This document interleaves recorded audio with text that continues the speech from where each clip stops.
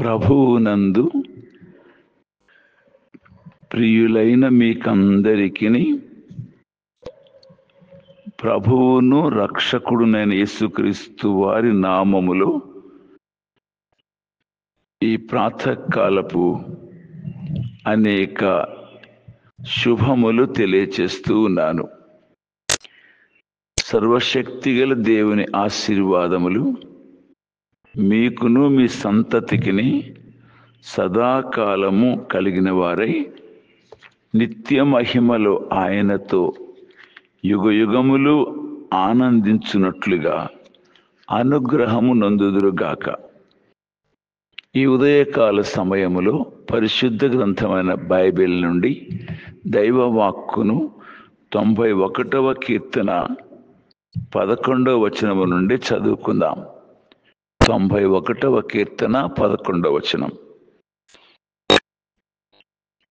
నీ మార్గములన్నిటిలో నిన్ను కాపాడుటకు ఆయన నిన్ను గూర్చి తన దూతలకు ఆజ్ఞాపించును.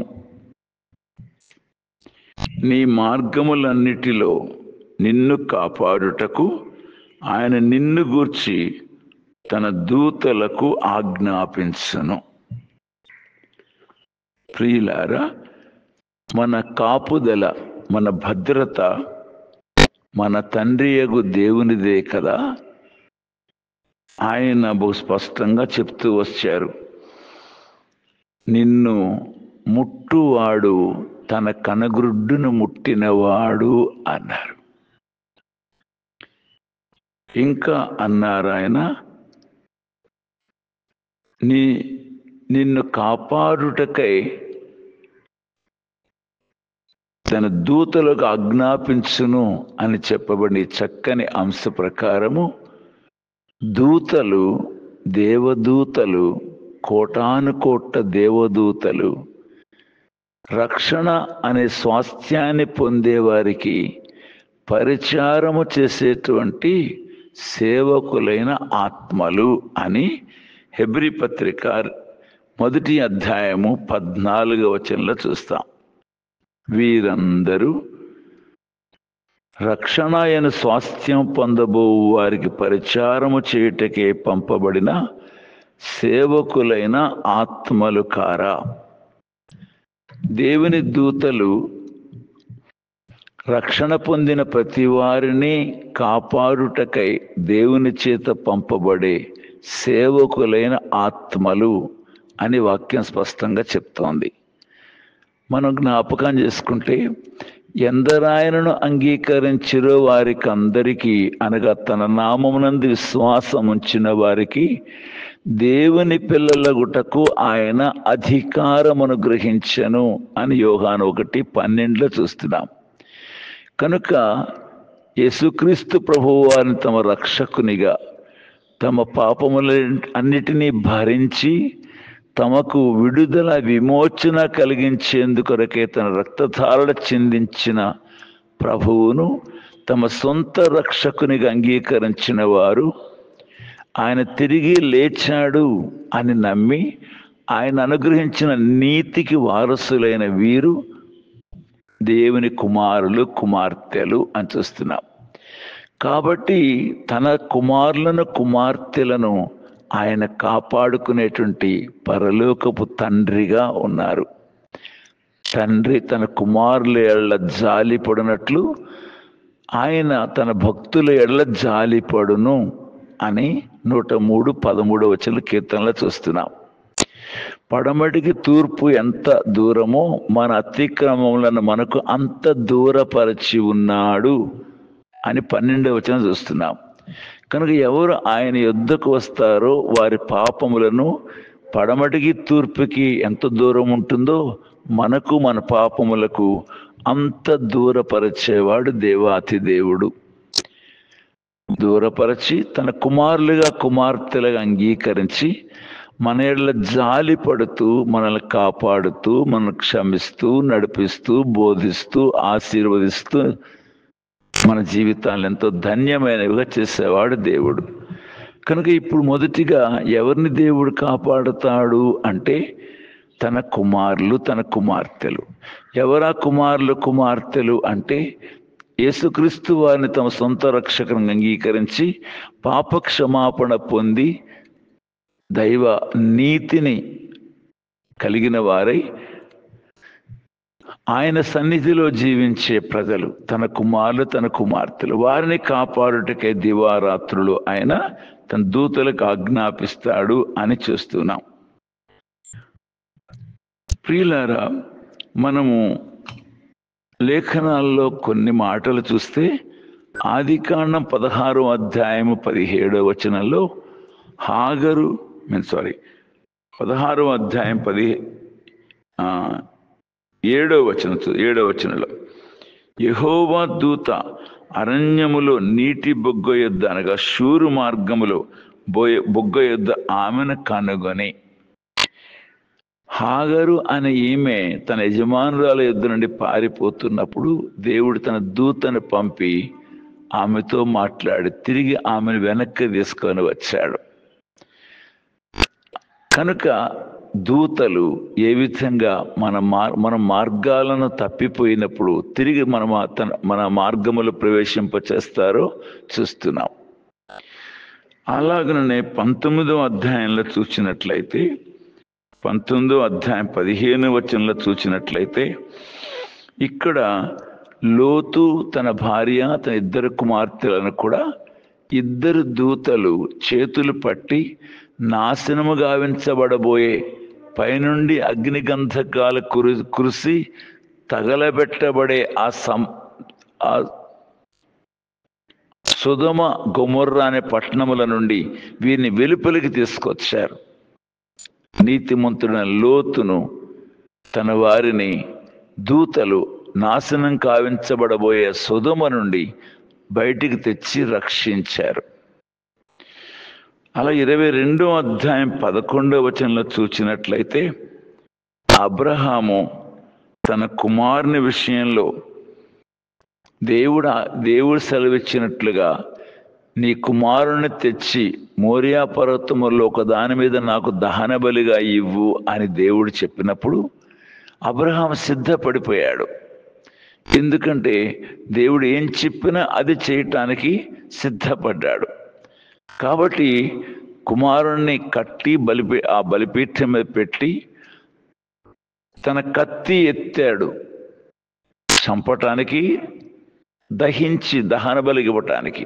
అది దేవుని ఆజ్ఞ కనుక వెంటనే దేవుని దూత ఆకాశంలో అబ్రామా అబ్రామా ఆ చిన్నవాని మీద చెయ్యి వేయొద్దు, దీనిని బట్టి నీవు నాకు భయపడేవాడవని నాకు అర్థమైంది అని ఆ కుమారుణ్ణి అంటుకోకుండా కాపాడి అతనికి బదులుగా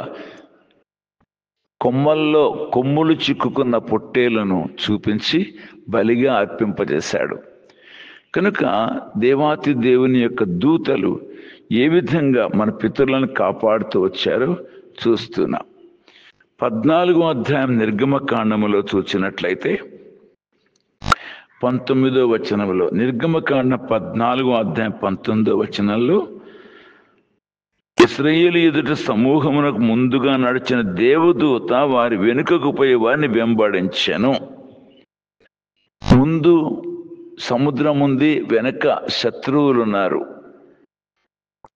అలాంటి సమయంలో దేవుని ప్రజల ఇశ్రాయేలీయులను దేవుని దూత, వారు ముందుగా నడుస్తున్న దేవదూత వెనక్కి వెళ్ళి వారికి వీరికి మధ్య నిలవబడి వారు సమీపించకుండా అడ్డుకున్నాడు. తన ప్రజలను ఏమాత్రం హాని చేయకుండా తన దూతను పంపి కాపాడారు దేవాతి దేవుడు. అలాగే మనము దానియేలు గ్రంథంలో చూసినట్లయితే 6వ అధ్యాయం 22వ వచనములో అసూయపరులు దానియేలును యుక్తితో పట్టుకొని రాజు ద్వారా ఆ సింహపు గుహలో పడదోసినప్పుడు దేవుని దూత, అనుదినము సేవించుచున్నటువంటి దేవుడే తన దూతను పంపి సింహముల నోళ్లు మూసి దానియేలును అద్భుతంగా కాపాడారు. కనుక దేవుని దూత ఏ విధంగా కాపాడుతూ వచ్చారో చూడగలం. అపోస్తల కార్యాలు 6వ అధ్యాయంలో 12వ అధ్యాయంలో 7వ వచనం చూచినట్లయితే, పేతురు అనే యేసుక్రీస్తు ప్రభు వారి యొక్క శిష్యుడు చెరసాలలో వేయబడ్డాడు, రేపు అతన్ని తల కొట్టేయవచ్చు అని రాజు అనుకున్నాడు. సంఘం ప్రార్థిస్తోంది. ఆ రాత్రే పేతురున్న చెరసాలలోనికి దేవుని దూత వెళ్ళి ఆ సంకెళ్ళని విడగొట్టేసి తలుపులను తెరిచేసి బయటికి తెచ్చి ఇక వెళ్ళు అని పంపేశాడు. కనుక దేవుని దూత చంపబడబోయేటువంటి పేతురును చెరసాల నుండి తప్పించి సురక్షితంగా ప్రజల యొద్దకు చేర్చాడు. అలాగే 27వ అధ్యాయము 23వ వచనంలో చూచినట్లయితే, పౌలు గారు ఓడలో ప్రయాణం చేస్తూ ఉన్నారు. చాలా భయంకరమైన తుఫాను సముద్రం మీద వచ్చింది. 14 దినాల నుండి ఎవ్వరూ ఆహారం తీసుకోకుండా ఓడలో సరుకంతా సముద్రంలో పారేసేసి ఎలాగో చచ్చిపోతాం కదా అని నిరాశతో పడి ఉన్నప్పుడు దేవుని దూత పౌలు గారి దగ్గరకు వచ్చి వెన్ను తట్టి, లేగు, నీ ఓడలో ఉన్న వారందరినీ నీకు ఇస్తున్నాను, ఓడకు తప్ప వీరిలో ఎవ్వరికీ హాని జరగదు అని బలపరిచాడు. ఆ విధంగా వారందరూ కూడా తప్పించుకొని దరిచేరిరి అని చూస్తాం. ఆపద సమయాలలో, అవసర సమయాలలో దేవుడు తన బిడ్డలైన వారికి తన దూతను పంపి కాపాడేటువంటి తండ్రిగా ఉన్నారు. కనుక మనం చూస్తున్నాం, రక్షణ అనే స్వాస్థ్యాన్ని పొందబోయేటువంటి వారికి పరిచారము చేసేటువంటి దూతలు దేవునికి ఎప్పుడు సమీపంలో ఉంటారు. వెంటనే మనకి ఏదైనా ఆపద లేక కష్టము, ఏదైనా సమస్య వచ్చింది అంటే మనల్ని కాపాడేందుకు పాదములకు రాయి కూడా తగులకుండా మనల్ని ఎత్తి పట్టుకునేందుకు తన దూతలకు ఆజ్ఞాపించేవానిగా ఉన్నారు. మార్కు సువార్త 1వ అధ్యాయంలో చూస్తే, మార్కు సువార్త 1వ అధ్యాయంలో యేసుక్రీస్తు ప్రభు వారి విషయంలో కూడా ఈ మాటను చూడగలం మనం. మార్కు సువార్త 1వ అధ్యాయం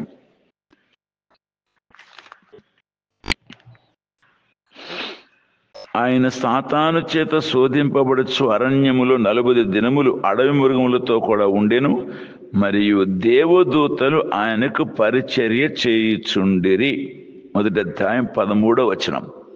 దేవదూతలు ఆయనకు పరిచారము చేయిచూ ఉండిరి. ప్రియమైన నా చెల్లి, నా తమ్ముడా, యేసుక్రీస్తు ప్రభువు వారిని మన సొంత రక్షకునిగా అంగీకరించినట్లయితే మనల్ని కునుకక నిద్రపోక దివారాత్రులు కాపాడేందుకొరకై ఆయన తన దూతలకు ఆజ్ఞాపిస్తాడు. కారణం, మనం ఆయన కుమారులము, కుమార్తెలము కనుక. ఇంత భద్రత, ఇంత క్షేమము నా ప్రియులారా మనకున్నది. కనుక ఎవరికి క్షేమము? ఎవరు ఆయన కుమారులు అవుతారు. ఆయన కుమారులు ఎవరవుతారు? యేసుక్రీస్తు వారిని తమ సొంత రక్షకునిగా హృదయంలో చేర్చుకొని పాప క్షమాపణ పొంది ఆయన ఉచితంగా ఇచ్చిన దైవనీతికి వారసులై పరలోకమునకు పయనం చేస్తున్న తన బిడ్డలకు ఆయన సంరక్షకునిగా ఉంటాడు. కోటాను కోట్ల దేవదూతలు ఆయన చుట్టూ ఉన్నారు. కనుక ఆయన తన దూతలను పంపి మనల్ని కాపాడేవానిగా ఉన్నాడు. ఎంత క్షేమము, ఎంత భద్రత ఉందో చూడండి. నా జీవితంలో కూడా ఇటువంటి అద్భుత కాపుదలలు నేను చెప్పగలను, నా జీవిత సాక్ష్యంలో చెప్పగలను. కనుక ఆనాటి దైవ గ్రంథంలోనే కాదు, ఈనాడు కూడా దేవుని ప్రజలమైన మన జీవితాల్లో అవును, ఆమెన్ అన్నట్టుగా అనుభవాలను చూడగలం. కనుక యేసుక్రీస్తు వారిని మీ సొంత రక్షకునిగా అంగీకరించండి. అద్భుతమైన కాపుదల, తండ్రిగా మిమ్మల్ని కాపాడేందుకు దేవుడు తీసుకునే శ్రద్ధ అనుభవంలో ఆనందించగలరు. ప్రార్థిస్తాను. ప్రియమైన తండ్రి, ఉదయకాలమందు నీ వాక్కును ఆశీర్వదించండి. వీరి హృదయాలలో నీ ఎడల నమ్మికను కలగచేయండి. వారు పాపక్షమాపణ పొంది నీ నిత్యరాజ్య వారసులై నీ కుమారులుగా ఈ లోకంలో జీవించే జీవితం అంతటిలో బహుభద్రతను అనుభవించినట్లుగా అనుగ్రహించండి. యేసుక్రీస్తు వారి పేరిట ప్రార్థిస్తున్నాను తండ్రి, ఆమెన్. ప్రభువైన యేసుక్రీస్తు వారి కృపగల సన్నిధిలో మీరు నిత్యము ఆనందింతురుగాక. Amen, amen.